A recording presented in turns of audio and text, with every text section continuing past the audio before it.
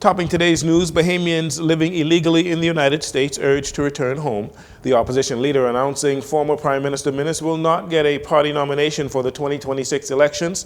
The tourism minister talks about the impact of the Trump administration tariffs, and shootings and traffic fatalities mar the weekend.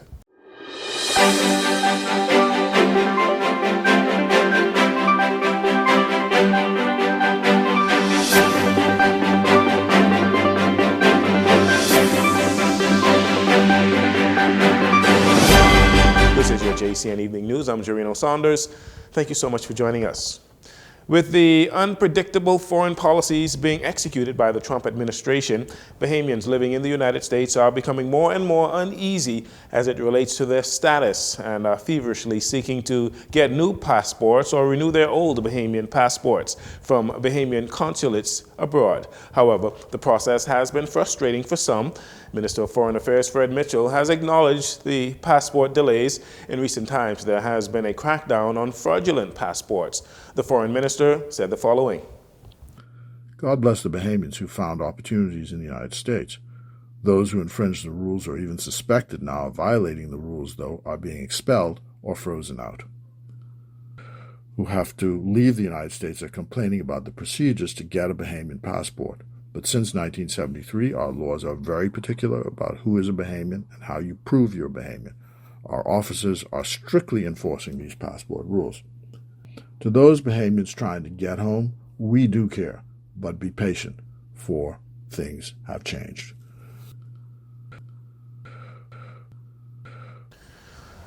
The Bahamas Consul General in Miami has also encouraged Bahamians living in the United States who do not have legal status to return home to the Bahamas before they are apprehended, or before you are apprehended by U.S. authorities and placed on a stop list, never to return to the U.S. legally.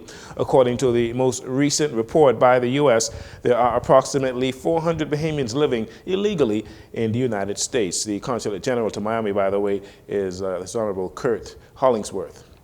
Party members packed the Free National Movement Mackey Street headquarters on Sunday as party leader Michael Pintard, during a press conference, expressed worry about the behavior of Prime Minister Philip Davis and his administration before tackling the elephant in the room, which was whether or not the party would nominate former Prime Minister, former party leader, Dr. Hubert Minnis, for the 2026 elections.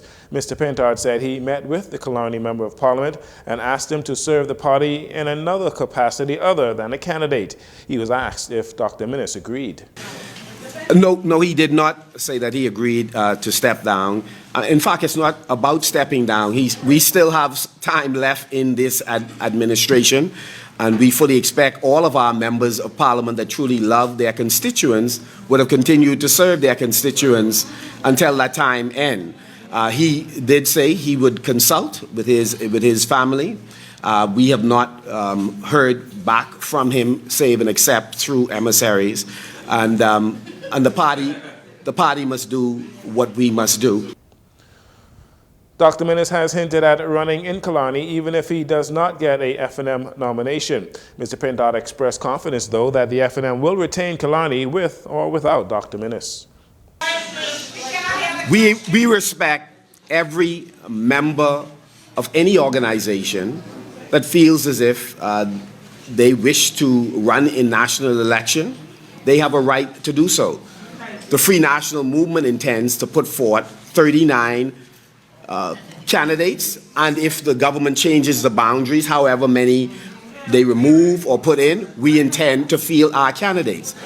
And we fully expect that we are going to be successful in all of those constituencies, including Killarney. But we believe we owe someone who has served this organization as a leader in this country, as Prime Minister, a debt of gratitude and respect. So we have asked that he serves in a position that he can uniquely serve in as an elder statesman to help to guide this organization. Mr. Pintard wanted to make it clear that the decision to not give Dr. Minnis a nomination was not a personal decision by himself. It was made by a united front in the party and various arms of the party coming together to make that decision, including the executive and the council. He said the party has met with the Killarney constituency as well to explain its position in regards to Dr. Minnis and his lack of support and participation in party functions and meetings. It is my intention to convene a meeting once again with the leadership team and the members of Killarney. From the very first meeting that we held recently, we have clear indication that we will enjoy the support of the association executives, but even more importantly, we will enjoy the support of the people of Killarney. Mr. Pentard also wanted to make it clear that there is no feud between he and Dr. Minnis, as he served under Dr. Minnis for 9 consecutive years, and all he is asking for as party leader is for the same respect and support. Dr. Minnis is expected to make a communication in the House of Assembly on Wednesday, where it is expected that he will reveal his next move. Deputy Prime Minister Chester Cooper, the Minister of Tourism, Investments and Aviation, leading a team of officials to attend Seatrade Cruise Global as it celebrates its 40th anniversary. Seatrade is one of the world's largest annual cruise industry conferences. The goal is to boost cruise tourism to the Bahamas, while at the event scheduled to take place from today until Thursday, April 10th at the Miami Beach Convention Center. Over the course of the 4-day event, the Bahamas will be showcasing the country's rich array of travel offerings, new developments, and places of interest for the global travel market. Last year, the Bahamas saw a record-breaking 11.2 million visitors, a majority of them coming by cruise ships, spending $654.8 million during the 2023-2024 cruise year. Meanwhile, the Deputy Prime Minister, while speaking at the recent South and Central Eleuthera Business Outlook, said due to the recent tariff wars initiated by the Trump administration, he anticipates that there will be uncertainty in the marketplace over the next few months as it relates to tourism, especially coming from the United States. The minister reported a 22% increase in the number of tourists visiting Eleuthera for the first 3 months of 2025 compared to the same period in 2024. However, he said the uncertainty in our stock markets and the global geopolitical issues leaves the Bahamas in a state of uncertainty. Yesterday and today, the world is swirling as a result of the tariff wars, which is going to result in an increase in the overall cost of living, particularly for Americans. And you would know that 80% of our tourists come from the USA, and therefore this will have some resulting impact on our major industry. Minister Cooper is aware that if there is a severe economic slowdown in the United States, it will have a significant impact on the Bahamian tourism industry. He said the government is collaborating with CARICOM partners to strategize a response while monitoring the situation. And countries around the world are in a state of uncertainty.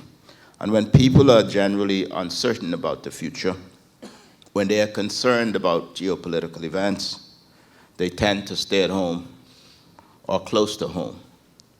Luckily, we are very close to our source market, and therefore we expect to continue to fare well, and in many cases, better than many of our Caribbean counterparts. Finally, in this segment, a man has died on the streets of New Providence after his motorcycle hit a lamp pole early this morning.